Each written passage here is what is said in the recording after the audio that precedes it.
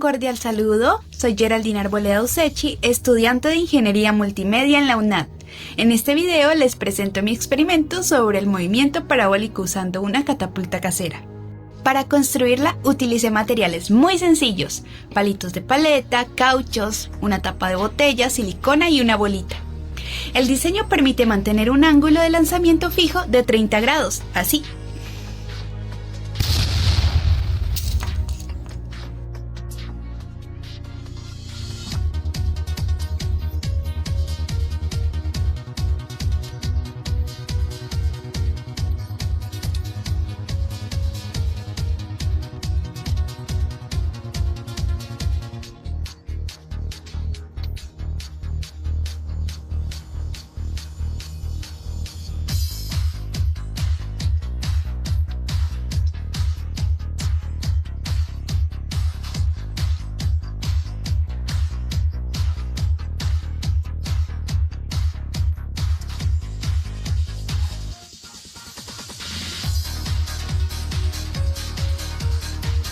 Como ya mencioné, la catapulta fue diseñada para mantener un ángulo inicial fijo de 30 grados.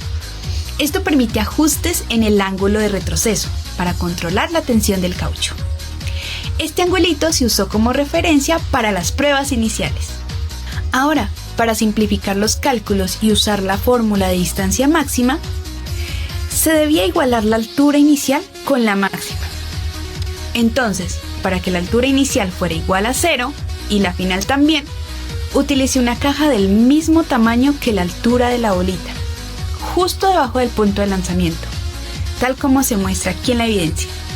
Para los tiros de prueba, realicé 3 lanzamientos con la ayuda de mis padres para el cronómetro y la grabación.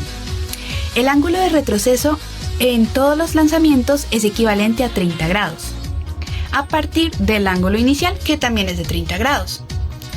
Teniendo en cuenta que el ángulo inicial ya explicado antes es el que forma la estructura fija de la catapulta con el suelo, mientras que el ángulo de retroceso corresponde al movimiento de la palanca al tensarse, controlando así la fuerza del disparo. Esto se demuestra en el siguiente video. 1, 2, 3. 1, 2, 3. 1, 2, 3. Con los 3 lanzamientos obtuve los siguientes datos que se muestran en la tabla. Para el tiempo de vuelo di con un promedio de 0.22 segundos y para la distancia alcanzada un promedio de 0.82 metros. Estos datos se observaron precisamente cuando la bolita dejó su marca en el papel carbón. Ahora sí podemos hallar la velocidad inicial. Tenemos los siguientes símbolos que van en la fórmula. Bueno, la que vamos a utilizar. Y es la siguiente. X es igual a velocidad inicial por el coseno del ángulo, por el tiempo.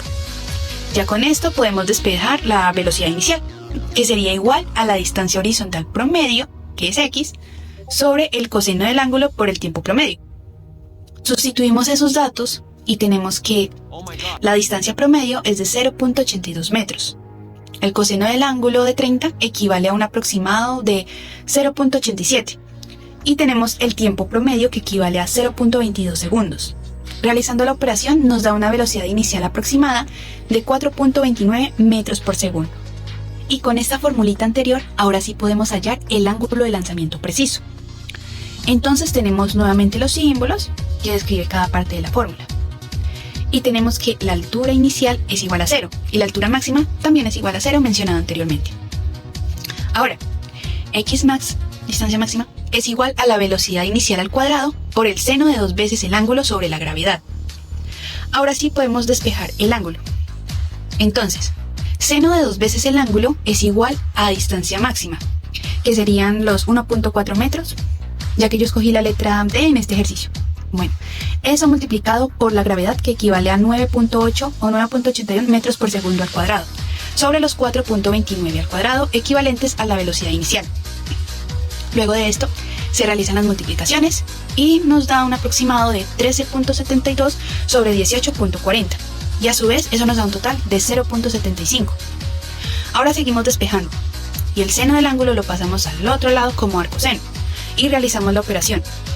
2 veces el ángulo es igual a arcoseno de 0.75. Eso nos da un total de 48.59 grados aproximadamente. Y ahora sí podemos despejar el ángulo solito. El ángulo es igual a 48.59 grados sobre 2. Y eso nos da el total del ángulo de lanzamiento preciso, que en este caso me dio 24.2 grados. Ahora el siguiente paso para cumplir el reto es ajustar el ángulo. Aunque el ángulo de lanzamiento inicial era de 30 grados, se acomodó la estructura de la catapulta para lanzar con un ángulo de 24.2 grados, lo cual dio en las fórmulas anteriores. Y se puede mostrar en las fotitos.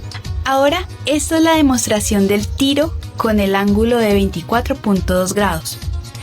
Aquí se marcó con exactitud la distancia máxima, o sea los 1.4 metros que debe recorrer la bolita con un palito rojo. Y se realizó el lanzamiento. Aquí varió el ángulo de retroceso, que ya no eran 30 grados, sino que bajó más la palanquita. Y también podemos observar la marca de la bolita.